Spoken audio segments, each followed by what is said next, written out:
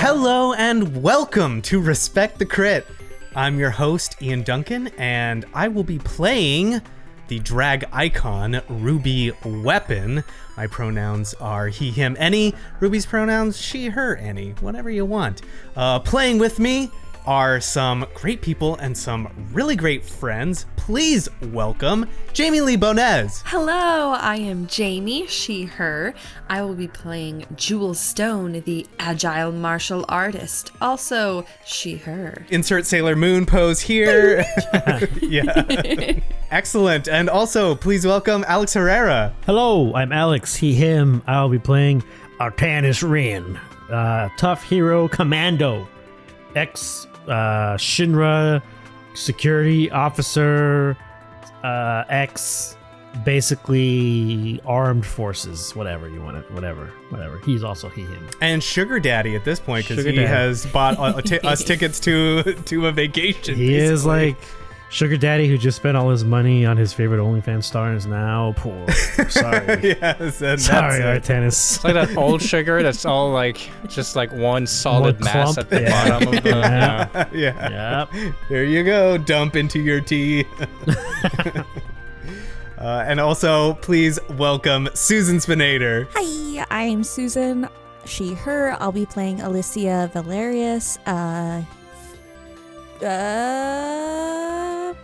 I will give this away. She is a battlefield medic. Oh, okay, yeah. Here's one card from the vest. Yes.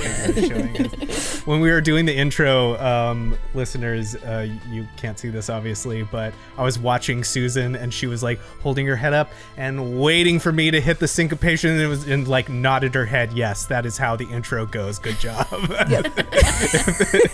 It felt both validating and condescending at the same time.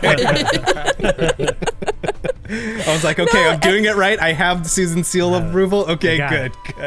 No, so here's what I do is for you, whenever you do the intro, you hit these notes. So I didn't follow it with my hand this time. Usually I'm like orchestrating like a conductor. Orchestra. Yeah. This time I was following with my head. Susan is the conductor of this podcast, by the way. She's the only one that has any semblance of order. Sure. Oh, God. That's too much. But bringing order to our chaos, please welcome our amazing game master and the creator of this world that we're going to be playing in, Xavier Trudeau-Deschênes. Hello. I'd like it if you called me the Materia keeper for this. I think it's rather better. Fitting. Yes, much better. Materia keeper, which we'll encounter in the flashback in the FF7 Rebirth coming up soon. Ooh. Not to date this episode, but yeah, we have I haven't played the new Final Fantasy VII this time around, unlike last time. So everything we're doing is out of my butt. Out of my butt. Yeah, Xavier, he, him. I will be conducting this little story of ours. Very excited to explore outside of Midgar just for a little bit. We'll be back. We'll have some new memories in Midgar later. But for now, it's Junon time, baby. Junon, yeah. Let's all get into our airship and sail away, right? We have an airship, Xavier? Eventually, that's on disc 3. Disc 3. Okay. We're taking the local chocobo then. No, we have to catch it first. So that's gonna be all 3 episodes. No. Yeah, we have to hatch it first. Well, I don't want to waste any more time. Let's jump on that chocobo, and Xavier, please take us into the world of Midgar.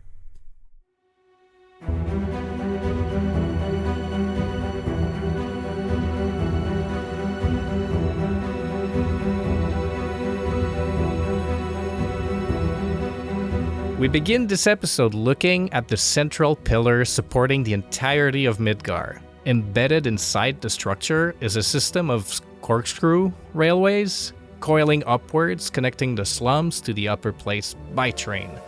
Those who possess a valid ID may travel where they are allowed, And so we follow one of these trains as it corkscrews upwards and reaches up and above the plates, and they switch tracks into Sector 1.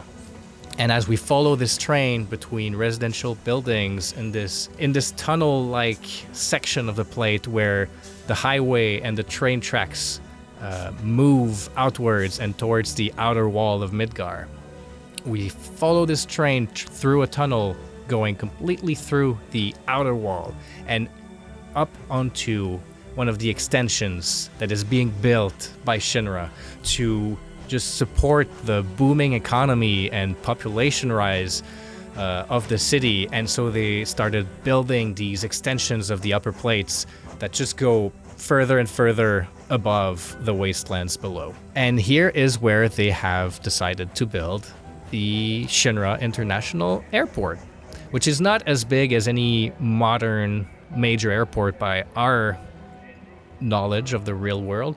It still is a world of sort of like post-industrial revolution. There is air travel, but it's not like as massive. There's not airplanes constantly flying around the globe. Space travel isn't really a thing yet. There was a failed launch a couple months ago, but still, it is an exciting thing to do. Taking a plane is a rare activity that only a few people get to enjoy. And as we close in on this train that stops on its tracks right by the terminal, 3 familiar figures step out of the train and take in the sight of this night sky. It's currently probably 2 in the morning. There's not a single cloud. And I can't stress this enough. No Sephiroth either. Cannot stress it enough. Not a single Sephiroth was seen that day. Never. And yeah, for some of you, the night sky isn't something you see regularly. Some of you used to see it more often. Some of you don't see it at all. But it might be a different experience for all 3 of you. But Ruby, Artie, and Jewel step out of the train with your duffel bags, your rolling luggage, whatever means of carry-on you have, and you step into the terminal and await your plane. Jewel is anxiously looking through this brochure. I'm so excited. What are we gonna do first? Ruby is in a beautiful sundress. She dresses for travel. Huge hat, just enormous hat and enormous sunglasses, matching luggage. Naturally, she's sort of looking over Jewel's shoulder at all the stuff and just sort of pointing, because Jewel's she's sort of shorter, right? She's so yeah, Ruby's just literally pointing over her at some of the cool stuff that they can do. Oh, look, there's facials, massage, I've never even seen this many types of massage. Hot stone, Reiki, we've got to do them all. Artanis is sitting next to wherever Ruby is and kind of looks over. Well, now just let's calm down here, Rubes, okay? I think the brochure only covers one type. Well, which is the one that you want to try, Artie? What do you want to do most? You want to do the seaweed wrap? Oh my goodness, seaweed wrap. I can just see you wrapped in seaweed. Mm-hmm. Yeah, I, to be honest, like a little briny baby. I'm not digging the massage aspect of it. I'm more focused on, seeing the sights. I really just want to take a tour. Oh my gosh, we should do that. What's there to see in Junon? There's the massive cannon they have, kind of just going right through the middle of the city itself. Oh, we love a massive cannon. Yeah, I guess we do. Yeah. There's also the different wards or blocks kind of built up as opposed to outwards, which is kind of a really famous setup for Junon. The harbor itself is pretty much a sight to behold. A lot of boats, all different ports. Sometimes even some seaplanes every now and then come and find dock there as well. But you two enjoy the massages. Don't worry about me. I have plenty of things to take care of myself. All right. If you're sure. I mean, they've even got mud masks and mud baths and stuff. If you want a bath, that sounds relaxing. I'm not one to I've never found common sense when it came to mud baths, but then again, I'm not going to judge something I haven't tried yet, so I just tend to stay away from it. Oh, they have scuba diving. We could get certified. Not a fan. Artie's not a fan of underwater. Of underwater? Ooh. Now I want to phobia. Yeah, I New want wrinkle. to dig deep into that. Okay. Where does that stem from? Tell me about your Yeah. trauma. Probably just something he watched on television or something. He's like, nope. So yeah, I think we're just doing that until I'm assuming we're like waiting for like flight 107 ready for makeup. Basically, you walk through the terminal, you hear that announcement, your plane is ready. It's this like small military propeller plane called this SR Beta class aircraft. You see it kind of stroll in on the landing runway. And you're being kind of like directed there. It's one of those planes you just walk on the runway and then like step inside the plane. My favorite. Very cozy. Every flight I ever took from out of the Burbank airport to San Francisco.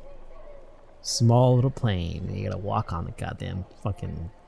Funny, you should say that. I'll come back to that specifically in a couple minutes. This real life comparison. The Army calls those puddle jumpers. Yeah. Puddle jumpers. Well, I get, Puddle that would be a puddle jumper then. Meanwhile, not too far from here is a speeding sports car, a luxury sports car. Elysia, you couldn't help it, but you left late. You left your house late. You finished preparing your luggage late. It's not your fault necessarily, but concentrating has been hard. There's this kind of just pressure behind your eyes at all times, this ringing in your ears, which is, as we said last time, the reason you're taking this vacation. You need to rest. Find a way to just rest. But you look at the time on your dashboard and you speed up. You start making some good speed to reach the airport in time. And you hit the valet. Yeah. How do you say it in Valet. French? How do you say it in Yeah. French? Valet. Valet. Oh, valet. Valet. So much fancier in French. Yeah. I still say croissants when I say croissant in English. I can't do it. I can't do it. Croissant. Tabernacle. Oh, metaculture. And yeah, you kind of just like at the last minute, you sprint through the terminal to get to your plane.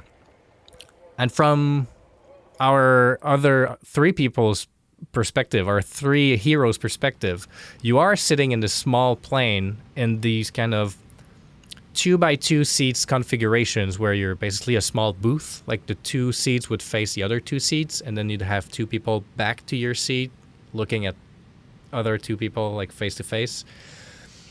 And there's one empty spot left in the plane, which is in your little booth of yours. The rest of the plane is full. It's a full flight. And just as the plane is about to leave, one final passenger shows up with nowhere else to sit but this one empty spot next to all the three of you. And Susan, would you like to describe Elysia? Elysia has fair, healthy skin, so she's very pale. She has on her face. She has sunglasses on right now, but she probably takes them off as she gets onto the plane and is sitting down. And is like, "Oh, excuse me, I'm gonna sit here." And as she takes off her glasses, you see these striking azure eyes that almost have a glow to them. She has full cheeks that have like a natural roundness, which shows how young she is. Like you could just see that she's very young. Her outfit, she's like 5'11" though, so she's very long-limbed. So she has to really tuck in and make sure she's not bumping anybody's knees. But she's also very lithe and fit. But her outfit itself is she wears a very fitted, sleeveless white tank top, and over that is a asymmetrical leather biker jacket that's in a deep indigo color with like a popped collar. Oh, and I didn't say over that is like this really blonde, like almost white blonde hair that cascades just past her shoulders, and she has bangs across her face. Think lightning from Final Fantasy XIV. But so she sits down and she has this biker jacket, and she has these really like tight black pants as well that are fitted very well, and she has these boots that go up to her knees, but a striking part of her outfit is this metallic loosely fitted belt that you could tell that isn't like to serve as a belt. It doesn't hold up her pants, but it's like and it wraps around her waist twice, and the belt itself has these etchings on it, like these lines. It's obviously fashion over function, and everything she's wearing is like the sunglasses. Probably Ruby notices right away that those are designer sunglasses, and Clock the glasses. yeah, like everything is like tailor fitted. Like she probably had this jacket custom made. It fits so perfectly, but it's also worn just the perfect amount too. Like it's not new and squeaky, it's well worn, but everything seems intentional and thought out, but also defined and elegant to a certain extent. And she plops down into the seat, and whoever she's sitting next to, she's like, "Oh, I'm so sorry." And then she just like slumps into the seat and like lets her whole body weight just like relax into the seat. She seems like a model. Tell me if you think differently, but I feel like Ruby and Jewel are sitting next to each other because they're still like going over the brochure, you know, and then Artie's sitting across from them, so Elysia is sitting like across from them right next to Artie, and Ruby leans over and goes, "Love the glasses." So she slumps in and she like almost jolts because she was just like closing her eyes or something, not like, more like a slow blink, not going to sleep, like you didn't interrupt anything, but you could tell that she wasn't very present, and she like jolts and leans her head back from the chair. Oh, thanks. Oh, I'm sorry. Yeah. Are you skittish? Are you anxious? Oh, no, just a headache. First time. I understand. Well, not really. And then she like tucks like a bag under the seat and leans forward. It seems we're all going to Junon together. Another flinch. As something turns on in the cabin, probably. I might as well say hi. I'm Elysia. Ruby weapon, and she holds out her hand. Enchanté. Yes, I got the Xavier approval. Yes. That's how we say it. That's all I wanted. Wow. I'm sorry, I forgot to mention, I've decided that Ruby also has a cape on because I want to bring back capes in real life. So she like adjusts her cape and holds out her hand. Elysia does that thing where she goes to like, she sees you putting out your hand, but then sees yours just like folded over like you would for like a kiss. Yes. So she twists her hand in air and grabs it and just like pinches your fingers almost and kind of shakes it up and down. Yes. Perfect. Ruby just smiles at you. Big smile. Big smile. I'm Jewel, and she is exuberant because they've been talking about the spa, and I'm very excited. We're headed to the spa. What are your plans? Oh, me too. Yeah, I have an unlimited leave at the spa. Artanis, nice to meet you. You said Elysia. You said. Yeah. Oh, yeah. You three are together. Yeah. These are my compatriots, my companions, for better or worse. We're kind of taking a team trip, if you will. Provided by our sugar daddy. I really don't like that name. Elysia raises one eyebrow. It's a bit of a running joke that since I provided the passes and the whole vacation, that I'm considered somewhat of a benefactor, I think is a better term, but Sugar daddy or not, it was very sweet, Artanis. of course, Ruby, anything for my friends. Then Elysia's gonna, as Ruby speaks again, Elysia's gonna tilt her head. Ruby weapon. The one and only. I think I've seen. No, I have. I've seen one of your shows.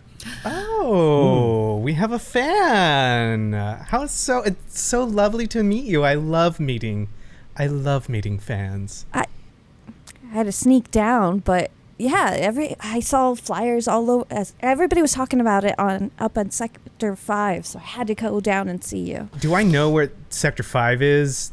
Obviously, Elysia is like put together, and she's got the sunglasses are clocked. So I'm looking for if like a wealthy district basically is like what yeah. There's definitely like big like the big manors are Sector 5, like the houses, the big skyscrapers. There's a lot there. It's not the only sector there, but like yeah, if you're from Sector 5, chances are.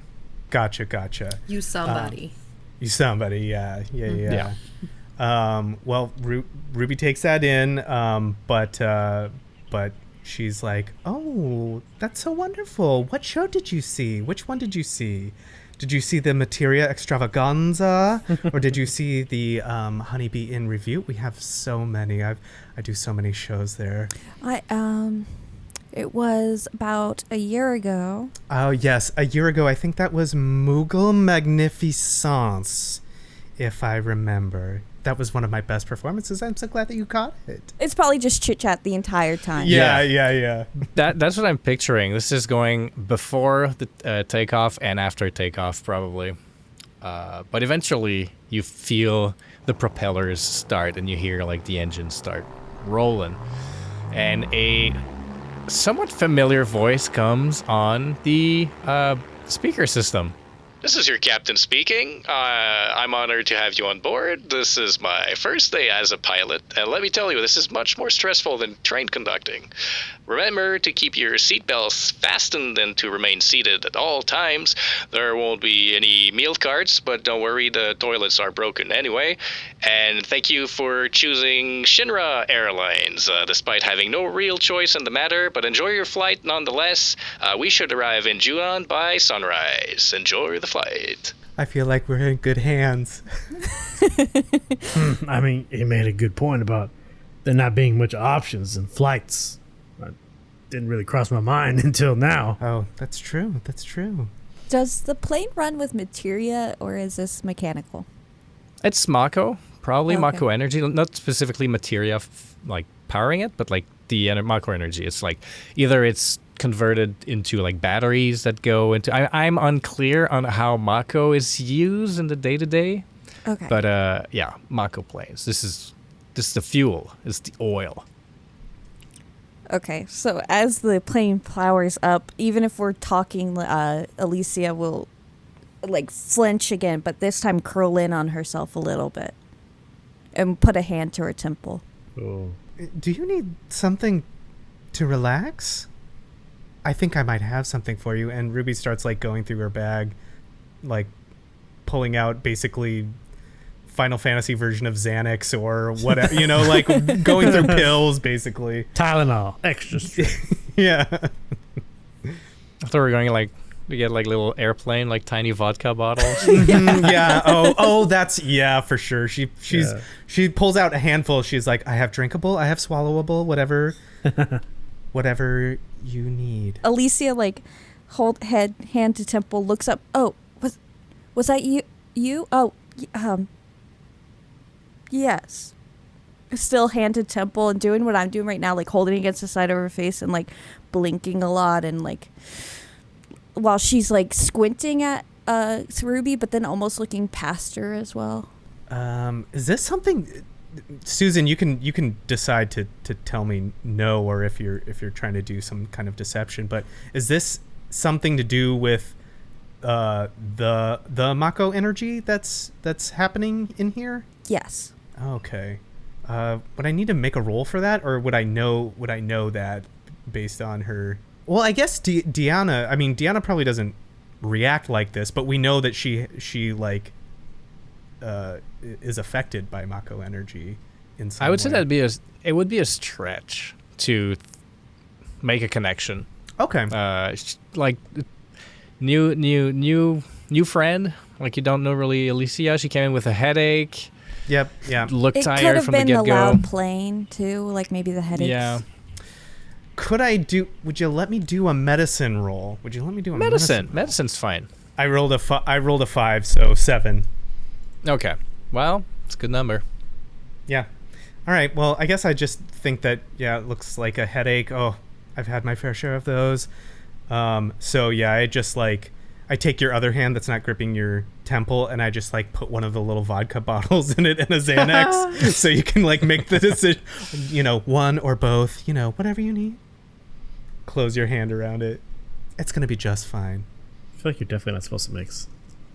Oh, definitely not. Yeah, I feel like that's not supposed to be used together.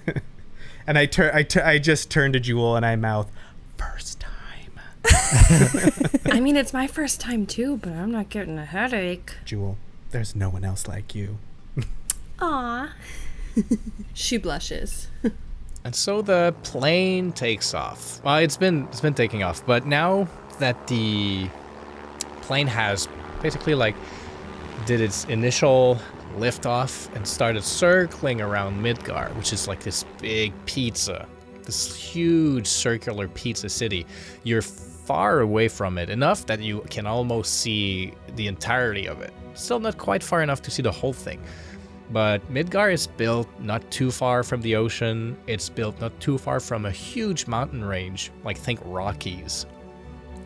And so because it's night, you can't see it all in full 4K details, but it's a bright moon tonight. You see enough. You see the lights of Midgar at night, which is a beautiful sight despite everything it's associated with. It's still a glorious city if you don't know all the inner workings of it, which most of you do. But the plane just flies around it and then heads toward that mountain range to go over it. And to put it into perspective with the real world, and I booted up the game a little bit to kind of do some distance measurements and research. But the distance between Midgar and Junon would probably be, I would say, San Francisco and LA. Oh, using my cities. Yeah, and so, but divided by the Rockies. If it was a straight line, it wouldn't be too far. Even by car, it wouldn't be too bad. There are roads going through the mountains, but there are they're Shinra roads. They're military roads, and so they're not civilian passages. Fascist roads. And did you know that if you take the tiny Bronco and go up to Midgar and go as far around the continent as you can, there's a point where you can tilt the world map camera and you can see Midgar and Junon from one spot. So they're kind of they are that close. Cool. Yeah. Interesting. And so the flight will take an hour and 20 minutes tops. That is San Francisco to Los Angeles in a nutshell. And so you take that time to talk, to shut your eyes a little bit. It's still 3 a.m., 4 a.m. Those who could. Elysia. It started happening when you were above Midgar and away from it, but you feel a little less pressure behind your eyes. That ringing in your ears is less. You can start hearing yourself think a little better. And you just that ease of just being, of living, of existing is coming back to you. By the way, I didn't mention this in the housekeeping, but I reworked the sheets a little bit. I sneaked in a little feature for the sheets. If you look at the middle of your sheet, there's a little exhaustion button. Oh. Susan, Elysia started the game at 3. Now that you're above the Earth, far away from Midgar, you're back to 2, which is not great. But you are at 2. And if you hit 2, you'll see that all the areas in red are disadvantaged or affected by exhaustion. Whoa. And so it'll automate your half speed, your half HP, and it'll tell you what has disadvantage. Oh, everything just turned red. Oh, Did it? Yeah. I want to see what happens. and you're if it goes up super high, your max HP gets pretty affected. And so basically you are at 2 at all times, 3 when it's bad. Oh God. And if it keeps going, it'll keep increasing. What the hell is wrong with this girl? I haven't slept in days. Somebody get her a sandwich. The fuck? Sorry, no food cards. Ibuprofen. Ibuprofen. This vodka's helping though. I gave her all the tools she needs to fix it. Maybe she's dehydrated. Someone open up WebMD. And so, yeah, you're feeling a little looser, a little better. The vodka helps for sure, but also you feel like being away from Midgar really helps. Okay. Awesome. Eventually, unless you strike up more conversation with everybody. I ask Elysia what she does, just like friendly conversation. I'm just like, what do you do? What do you do for work? What you'll learn is that Elysia is a Shinra battlefield medic she's on leave. You may get the tone that she's not, like, as she's speaking out about Shinra, it's like, I joined them. I thought it was going to be great, but now I'm on leave. I don't know how long. As soon as she says Shinra, I just try and like share a discreet look with Jewel and Artie real quick. If they're awake, like if they're up and awake. Yeah. Artie can't sleep. Yeah, I just try and like share like a, and then I try and like divert the conversation and be like, oh, Artie used to work for Shinra too. Yep. Yeah, I was part of a security force. Nothing too fancy, just, working with small teams to ensure facility safety, no trespassing, things like that. Pretty simple. We had a lot of procedures, but never found my way into the military ranks. And as the vodka probably does kick in, because Elysia probably downed those as soon as he gave it to her. Like, slammed back the shot and Xanax. So as that's kicking in, I'm sure they did have a lot of procedures. Did you get out as soon as you could? Oh, to be honest, it wasn't my choice. I was kind of, my position was considered a redundancy, so myself and a few others were discharged. Severance packages for some of us were nice, others were non-existent. Some legal loopholes about, doing specific things on company time without any evidence, and being ineligible for monetary compensation. Sounds like Shinra. I'm sorry. Oh, no, don't be. It's fine. That's a long time ago. I'm into private security now with my associates here. Obviously, they each have their own occupations and side gigs. The private security is more of a joint effort. We tend to spend some time doing it every now and then when the season calls for it. Well, good for you. Starting your own thing. In Midgar, that's amazing. It's more of a necessity than a want, I would say. And I look at Ruby and Jewel and I say this, it's kind of like, yeah, they're kind of forced to do it. I'll take this moment to say that Jewel is fast asleep, head back, mouth agape. She tried to stay awake for the conversation, but it is early. Yeah. Ruby just says, do you find it hard working for a company that puts profit over people? Elysia, again, the vodka's kicking in, so she probably hasn't eaten very much either, to be honest. Maybe I'll even roll for how loosey-goosey she'd be. Give me a constitution save. Okay. My constitution's really good. This is +6. We will never get to Junon. No, I'm so sorry. Poor Xavier's like, okay, I said 3 sessions. I said 3 sessions. Yeah. Oh, sorry, Xavier. Well, I mean, if we play more, I don't mind. I don't mind either. I got a 14. You'll probably see like a tight-lippedness almost as she's responding, I didn't at first, but this vacation is very much needed. You know what? I might get some sleep too. I really haven't slept much lately. Absolutely. It looks like you could use some. And Elysia will like snuggle in and like lean away from Artie because she doesn't want to accidentally like fall onto him or something. I take up a lot of space. It's a very broad shoulder. I'm over here, commando. What am I? Tough hero commando? Yeah, I mean, Yeah. Come on, Those broad shoulders. linebacker shoulders out here. Everything I'm not. I don't take up a lot of space. As Elysia falls asleep, Ruby kind of just like looks across from Artie and sort of like in just a look communicates like, poor girl, you know, working like you for Shinra and doesn't want to be. Yeah, nah, he knows. He gets the vibes. we all got to play the hand we're dealt. We all got limited options in only looks and eyebrows. Well, it's just like the Morse code. Yeah. poor girl. It's like the Yeah. poor girl look. Right? Yeah, that's pretty much what it is. Yeah. Tommy, goddamn.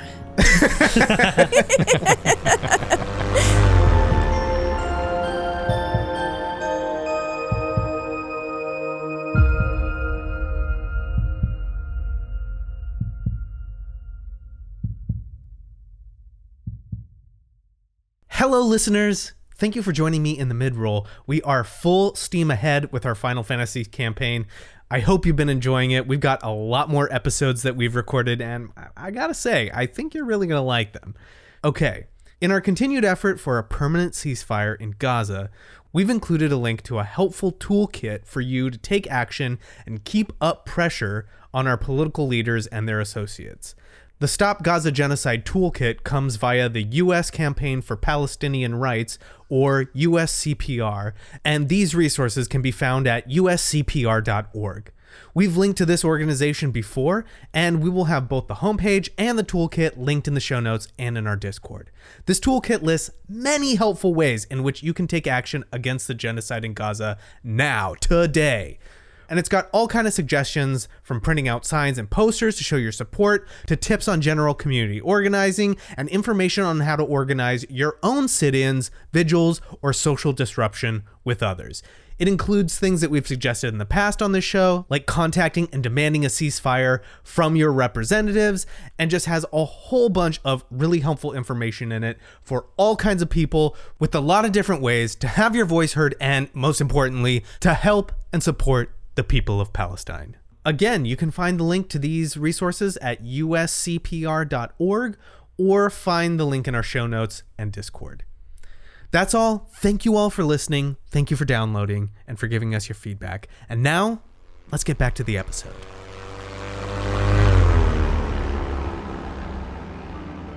Half the flight, 40 minutes later.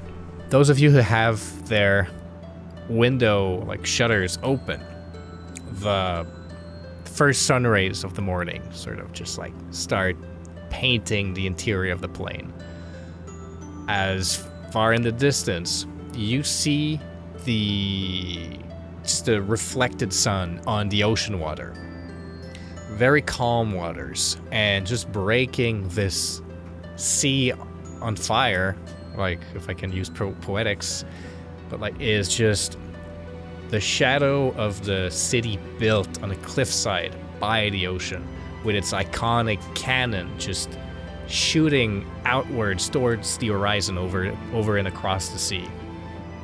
And it's kind of like bronze plating glimmer in the morning light.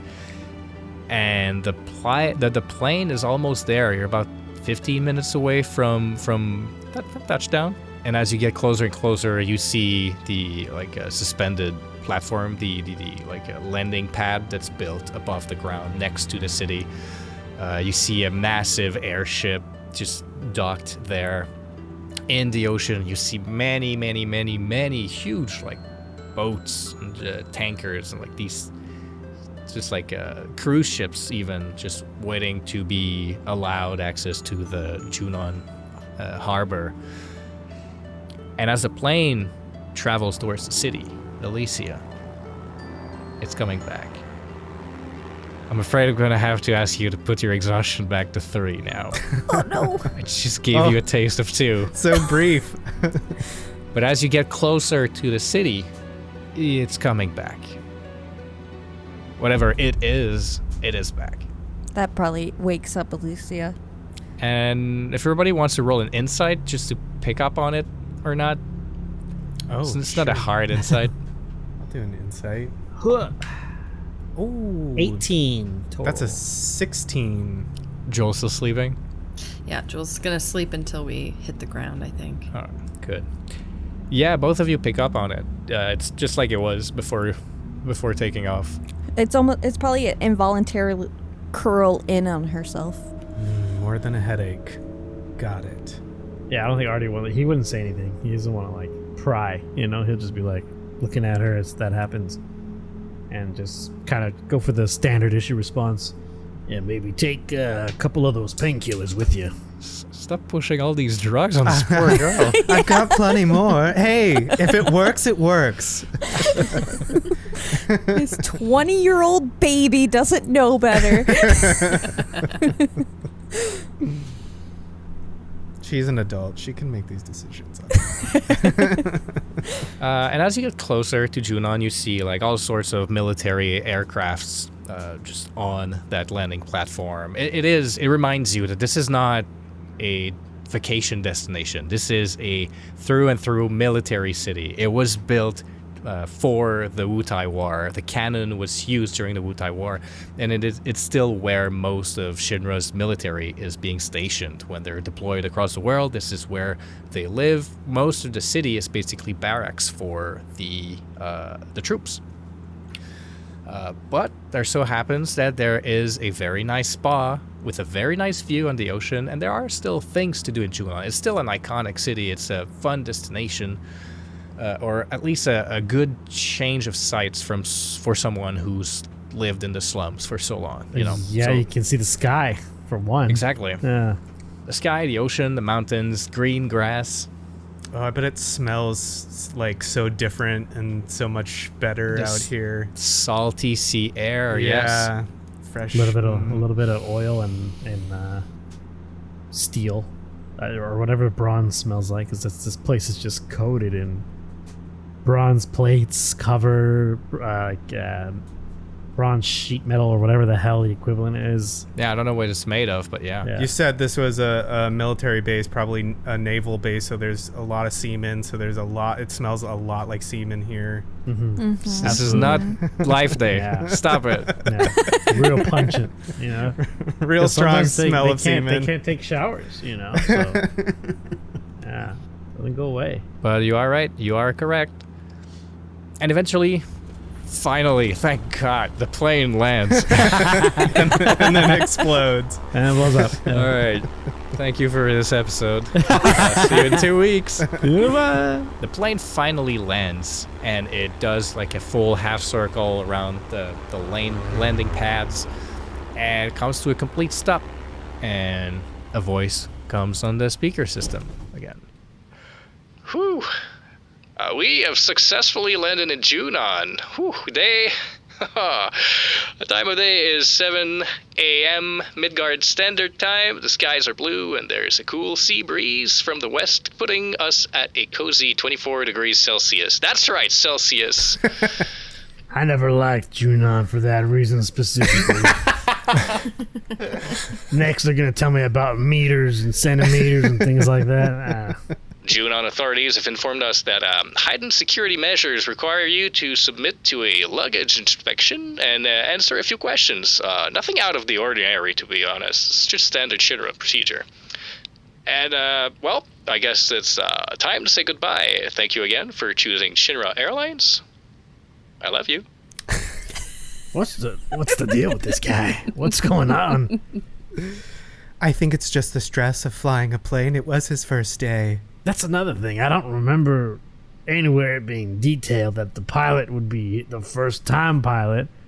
At these ticket prices, I would imagine at least, you know, a 4 to 5 time pilot. Yes, well, yeah. You know, they cut corners all over the place, and the consumer, you know, takes the cost. Didn't we eat the cost? Did they just get like a bailout? All those never mind. I'm not going to get into this right now. Artie, I need you to hold on to some of these pills and bottles. I'm not sure if we can bring them in, so... He's going to lean in. I'm not sure if we'll have to bring in half the things we all have. And he looks at Jewel, And she's still asleep, and he's gonna say, "Doesn't she have like knives and daggers and all kinds of little knickknacks, ninja stuff?" Are we there? Are we there? Are we here? Mm-hmm. We made Yep. it safe. We Yeah, made we it made safe. We might have to throw your bag into the ocean. All of your ninja stuff. Yeah. I need you to start shoving some pills though inside of your. Well, hold on. He's gonna like put his hand. Wait. There's a Shinra like security forces officer kind of coming aboard the ship and going, "All right, everybody, need everybody to stand outside the aircraft. We're gonna proceed. You're gonna line up and go through the security checkpoints one by one. Let us go." Kind of like moving his hand, going like, "Let's go."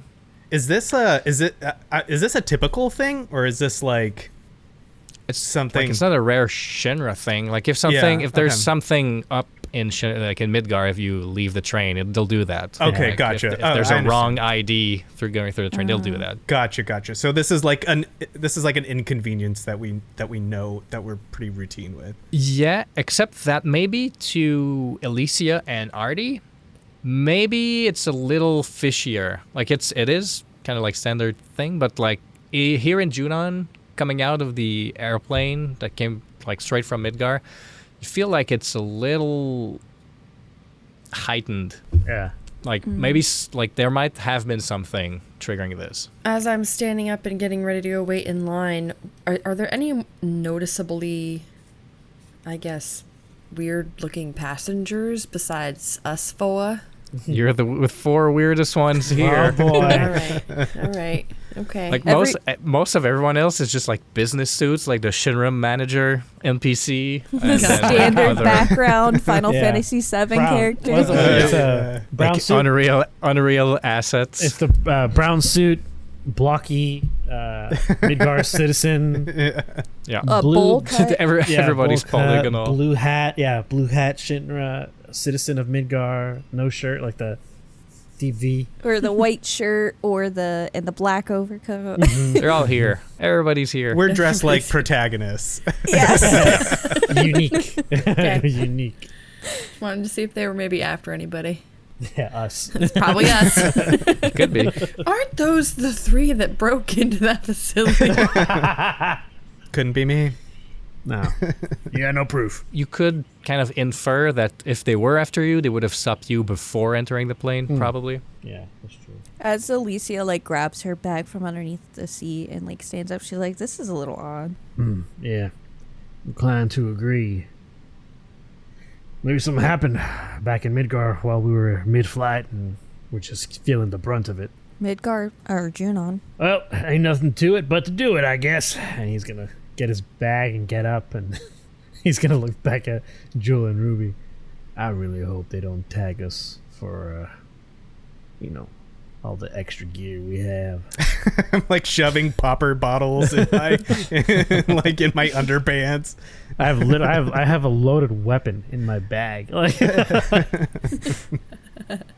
Aren't weapons standard fare? that's what I'm hoping. I don't know. As you step outside of the plane, the same security officer kind of just directs everyone stepping outside to 4 different lines. Basically, you there, you there, you there. And you see just lines forming from other planes that arrived earlier before you. There's about like 5 people per lane, and they're all heading to like a metal detector, and then there's a small computer console next to it, and then 2 security officers per post, and they're basically just processing the passengers. And the officer at your plane just says, "Get ready to show your IDs and answer a few questions. Don't worry, like no big deal. Just keep moving. Don't block don't block the other passengers. Just go." And the 4 of you are being split up in these 4 lanes. Oh, okay. How convenient. Yeah. 4 lines, 4 PCs. Actually, there's 3 lanes that looks identical, and a 4th that has like nobody there, and like it seems like there's not even a metal detector there. It's like the the Nexus pass. For the, Oh, gotcha. What's gotcha. it called? Clear flight, clear pass, or whatever the people at the airport Probably. use. Yeah. Nexus might be just Canada. That sounds like a Canadian thing because it sounds Nexus. different and wrong. So I'm gonna assume Just like Celsius. Celsius and Celsius. meters, It's a Celsius pass. kilometers. They they basically scan your IDs, which it's not clear what IDs are in FF7. I think it's just a card. Yeah, but that's it what- has a chip in it. That's what I Has a thought chip too, in it. because of the train scanning thing. Yeah, Yeah. Yeah. because I didn't take anything out when they were getting scanned. Yeah. Yeah, exactly. So they just kind of get like, they ask you to produce your IDs, and they kind of just like do a quick wipe over it with a device that kind of like, it's just a handheld version of what they have in the like trains in Midgar. So they scan your cards, and they kind of just read the prompt on their reader. And that's when they kind of split everyone. And when it gets to Elysia, they go, oh, well, you can go over to the Shinra line, Nexus. the military Shinra- line. Shinra Nexus Pass. So you just get the fast pass, basically. Because you work here. Okay. If I have a moment after I pass the guard and I'm still near the group, I lean over to Ruby because I saw her frantically trying to hide stuff, and she helped Elysia out. If you want me to hold the pills, I will. Oh, Seems like I don't have to be checked. Yeah. She's saying this very softly. okay. Yeah, you wouldn't mind when we get through this meeting back up? Yeah, and we're all going to the same place, it seems. You Okay. really helped me out on the plane. I was able to sleep. Oh, good. Glad I could help. Then yes, and just like starts shoving stuff at you. Basically, actually, you know what? She just like gives you a bag. She Yeah. just like hands over her. You don't want to. You don't want to open it and start taking out the Ziploc quart-sized bags of pills. Yeah. You don't want to do that. Okay, Elysia will sling it over her shoulder. Even if it's like a handbag, she'll like slide it up her arm. And then head towards her line and say as she's walking away, I'll see you guys there. Thank you. God, I hope she doesn't run away with that. That's a lot Yeah, of money. that's a lot of money. I don't know how much you spent on that. It's almost like giving away a bottle cap collection or a stamp collection. Mm-hmm. I made sure that we were gonna have a good time on this vacation. I'll just say that. It's just a much more lethal stamp collection if I've ever seen one. All right, form your lines. Oh, okay. Split up. Sorry, you have to go there, sir. Yep, you got it. Sorry, I'm an old man. I tend to get lost sometimes. He's just like purposely Doesn't giving buy these it. guys- Yeah, he's giving them a hard time. He's just giving them a hard time on purpose. Very boomer of him. I go into the line that I can look the tallest and stand out the most in. Yeah. Basically, you all get like a quick, routine security scene, all of you, and basically they just check your IDs. They ask, what's the purpose of your trip? What's your business here in Junon? Vacation. And like, let's start with Artie. Oh, here to take in the sights, enjoy a vacation at the spa. Will you be staying at the spa, sir? Yes. Okay, let me put you down as spa as your address. All right. How long are you planning to stay? Oh, I forget. I think it's like, what, 3 days? 2 days?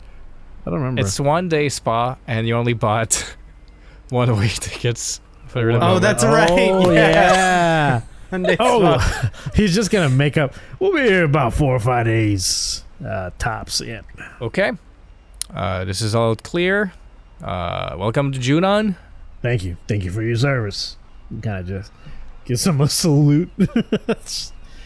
He's really being obnoxious about it now too. He's just like, fuck these guys. Yeah, you get no response from him. And like, even though you were like security in Shinra, I feel like there's a rivalry between Junon and Midgar. Probably, Still. yeah. They're probably like, this fucking douchebag was in Midgar service. Get out of here, dude. Ruby, same thing. Hello, miss. Hello. What's the purpose of your trip here in Junon? Pleasure. How long do you intend to stay in Junon? A couple of days, just a few days. Got a really nice spa. Will you be staying at the spa as well? No, not as well. I'm a different person. Fused all their minds. Oh, you're so anxious. I like that. It's endearing.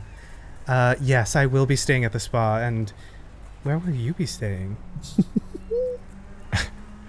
Roll something. some charisma, some one of your powers or whatever. Charisma. You want me to roll? You want me to roll performance or? You got a bunch of powers, right? Abilities from your class that do shit like this. I mean, yeah, I do. I guess I could make can I just roll charisma? Yeah. Okay. Just a charm or whatever. Charm. Do I have charm? Charm. No, that doesn't No, exist. it doesn't exist. Yeah. No, I've got It's not performance. even persuasion. Yeah, I've got performance. I got persuasion. Yeah, I'll do persuasion. Sure. Yeah. Ooh, that's a 12 on the die. So an 18. Jesus. Okay. Whoa. +6. Well, I don't think I should say, but I'm stationed at the 3rd Avenue Upper Junon Barracks. Well, if you ever find a chance to get away, there's room for you over the spa. And I would love to get a tour of the barracks sometime. Will be my pleasure. I'm available tomorrow. Excellent. Ruby Weapon. She hands a card. It's like Honeybee Inn, Ruby Weapon. It's hard to tell any facial expressions from these dudes with the masks on, but you can see blush. He's blushing underneath them. Uh-oh. What a cutie. Looking forward to it. He tucks it in his breasts. Tucks the card in his breasts. His armor pockets. Damn. We just got here, Ruby. We just got here. I gotta make money somehow. We only got one-way ticket. First at PC. Oh, no. Elysia. Yes. Oh, you're on leave here, it says. It says you're going to be stationed on the 6th Avenue Lower City Barracks. Is this where you will be staying? Yeah, it's the easiest. What's the reason for your leave, if I can ask? Medical. Okay, just write something down.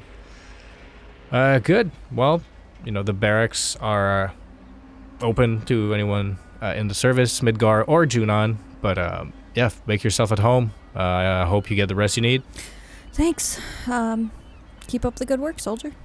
You too. We need battlefield medics like you. There's your grading score here. It's really good. Very well rated. Thanks. Thanks. It flips out sunglasses, puts them on, and coolly walks away.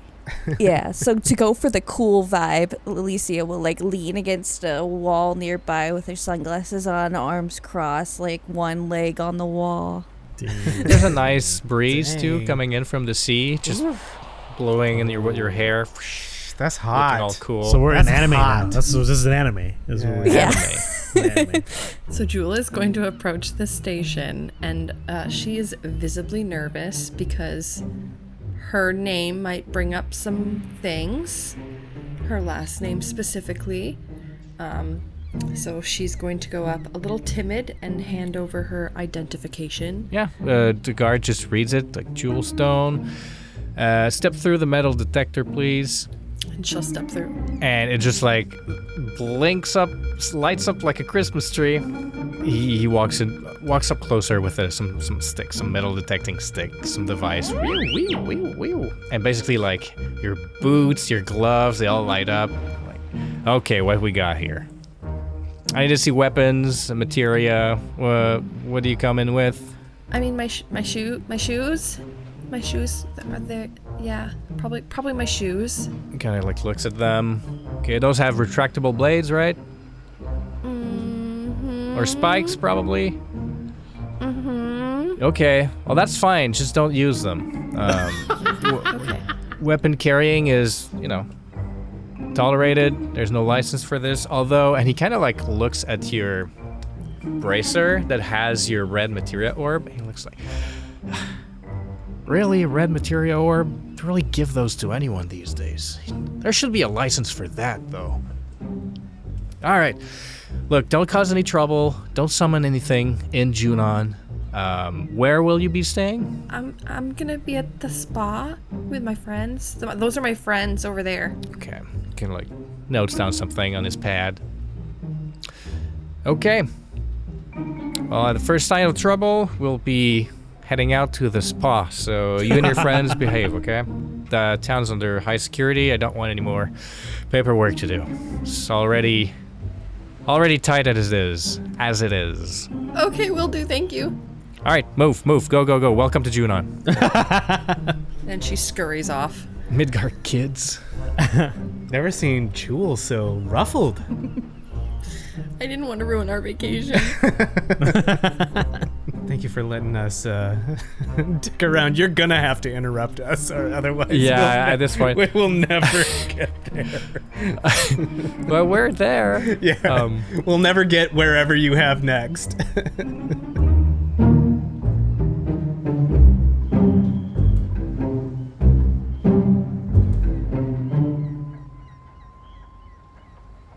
And so you meet up with Elysia, where she is standing all cool, overlooking the city, just nearby.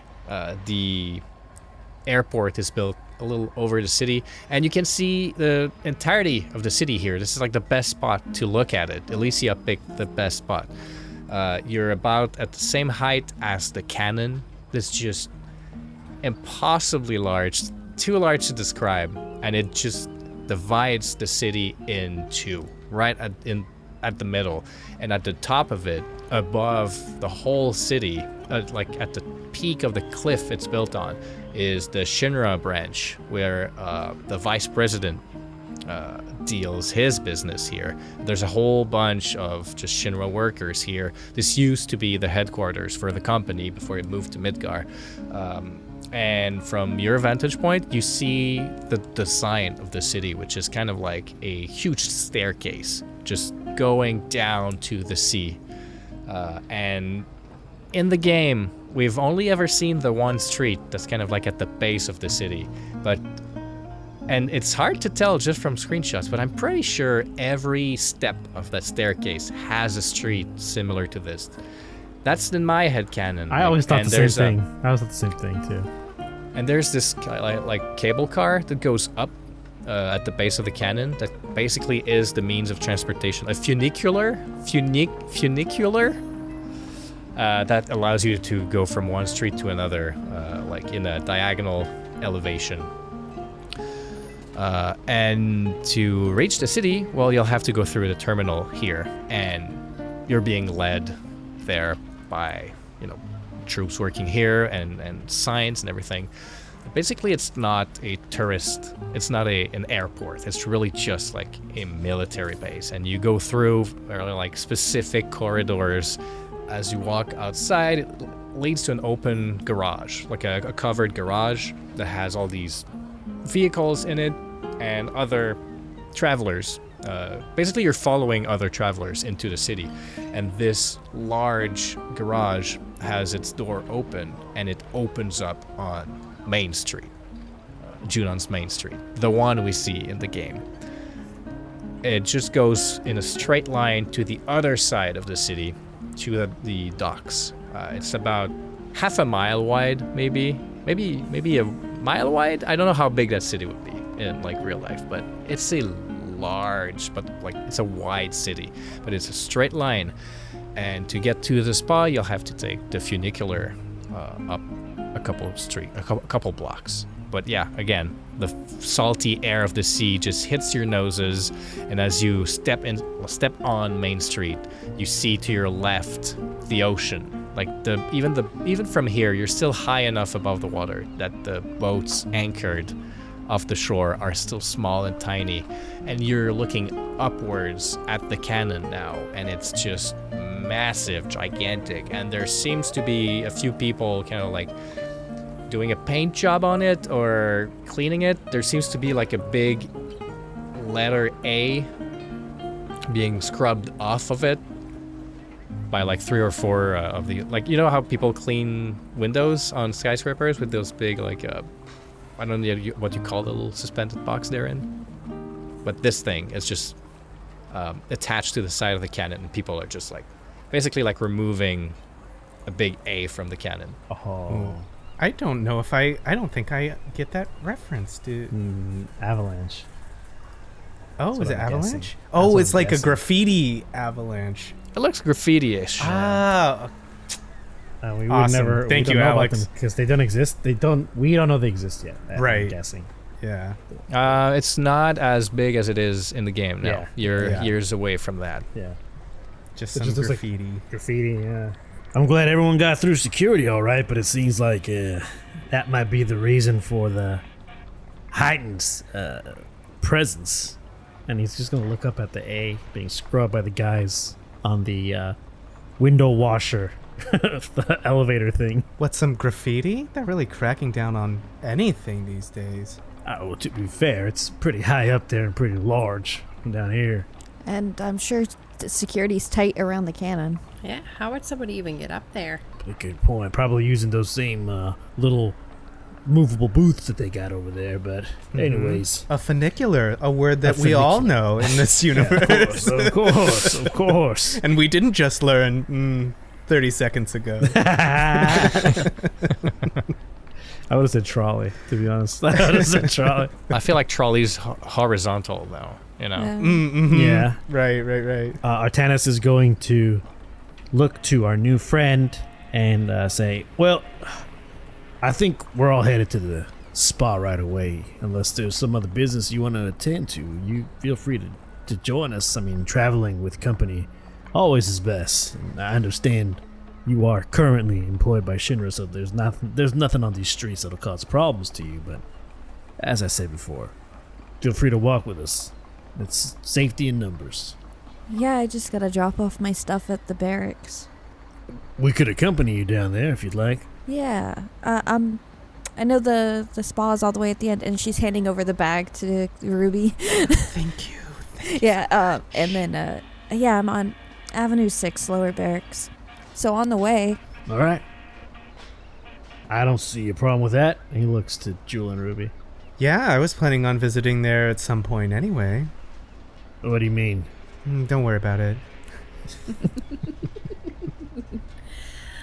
Yeah, let's look around. Jewel, I can't help but notice security was quite obsessed with your boots. Yeah, you're sweating a little bit, darling. Are you okay? Yeah, I just really didn't want to get us held up in security because of, the weapons, and I was just a little worried that they were going to stop us, but, we made it through, so now it's time to relax. Yeah, it seems like come on, it's a God-given right to carry weapons of mass destruction on our person. It's not a big deal. And concealed, no less. And concealed as well, yes. And unlimited amounts. Yeah. Anyways, let's head down to the barracks. Let's just say it this way: nobody ever stopped Barrett for just having a gun arm. Literally, what I was thinking the whole time, I was like, would they have a problem? Because he was walking around with a gun on. I mean, he got through that scan just fine, I guess. Yeah. he's in the is gold not saucer. an issue. He's in the gold saucer, walking around the major tourist, essentially a tourist attraction / Yeah. city of casinos and games and theme parks. It's all an- based on trust system. If you don't kill people, you're good. You're good. Right? But if you kill people, down to Coral Prison. I was gonna say, even crazier is beneath the gold saucer at Coral Prison. There is a guy with a gun arm who is killing people. That's true. Hey, Shinra has a lot of fascism going on, but they're very forward-thinking when it comes to disabled people and their bodies and prostheses. Disabled people and the Second Amendment. And their I guess, ability to murder. Yeah. Yeah. And like every barracks is made, like the first floor is basically kind of like there's a few bunks. It's all like almost like a youth hostel style. Like you just show in, your bunk is reserved for you, but like everybody's just showing up. You put your stuff down, but there's like a small armory room too for like just like armors, weapons, rifles. Like it's all like available for all military personnel. And then if you go up a few floors, you kind of like move up through the staircase buildings. It's like, and for those who are not familiar with Junon, but it's a very like European design type of building, a very like square architecture, very rectangular city, and it's just like built up on each other, forming this staircase, aforementioned staircase. And like your bunks would be on the third floor of this building. Okay. Are we allowed just in? drop stuff off. Yeah, like your guests, your friends of Elysia, they're like there's not a lot of, like, for all the security coming in that there was, you see a lot of, like, troop patrols. But, like, if you're with Elysia, they're kind of, like, a little more chill. You're in living quarters more than any, like, official place. Got it. But you do get some looks, like... I should hope so. You're a weird bunch still. Yeah. I should hope so. I don't dress like this not to get looks. unique polygonal sprites. We're different. We're built different. Yeah. And Elysia would probably explain as she's going in, like, yeah, I'm a battlefield medic, but I work in the science division, or that's what I used to do beforehand, and that was fun, and just, like, keeping conversation going. So, science division, did you ever, by chance, work with the head of that department? I mean, I know it's very rare to meet top brass. Oh, no. I my clearance isn't that high. No, I've heard some stories. The guy's a weird dude, from what I understand. I never met anybody above my supervisor, so just getting stories. Yeah, some of the experiments I worked on, they were odd, to say the least, and they were the for that division to work on later. It's just a lot of... I didn't want to work on live creatures that they seem to want to work on. Yeah, that's kind of what I was getting at without actually getting there. Yeah. Oh, and then it kicks in. The exhaustion and vodka is making everything loose. Oh, I shouldn't be talking about this. Oh, sorry about it. Didn't mean to pry. Sorry. No, that was me. I'm sorry. I can't discuss any further. Vacation loosens us all up. What happens in Junon stays in Junon. Exactly. Thank you, Jewel. Artanis in the back. I don't think that's a thing. I don't know. Well, it's a thing now. It is now. Right. I should have known. Sorry. You're right. And you finally make it Yes. to the spa. Ooh, woo. 2 hours later. Yeah, after welcome to the intro. It's like the new video games, modern video games right now. It's like I just playing for 2 hours. Yeah. Title That's card. the intro cutscene. Yep. What?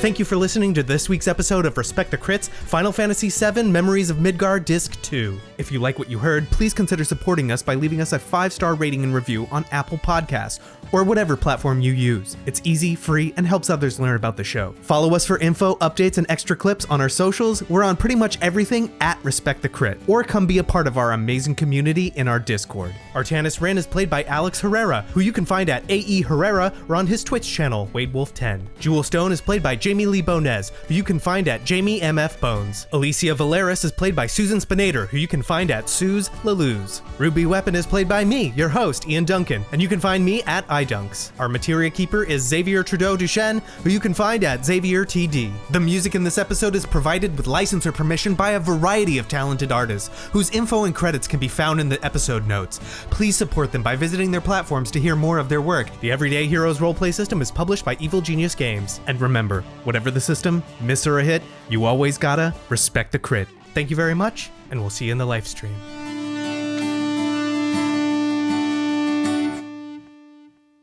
That was so weird. Times that it froze, and then when I couldn't close the tab.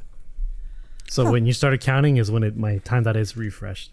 Can you confirm, did time freeze all the way around you? That's what I was thinking. Yeah, did you manage to clap? Did you Did it see stop? like Yeah. the clock on the wall just like stop mid back a tick? second. Clock Yeah. on Was the there a wall? water droplet falling right in Yeah. front of you? Wait, Was there wait, a we gotta- butterfly flapping its I gotta- wings and then I need to stop. Yeah. I need to stop everyone right here. Did you say clock on the wall, Ian? In the year of our Lord 2023, you think I have a clock on my wall? You think you got a boomer Sir. clock? Excuse me. I bought a vintage clock for my kitchen, But mister. that's different. You're talking about like decorating. It's a theme. That's true. You guys know me. Do I look like someone who decorates? Do I know? Do I first of all? Do I know what the background fuck I'm looks doing? pretty good. Yeah, Yeah, look your at that. You have background. it if very they well if they made cultivated. Funko clocks, you'd have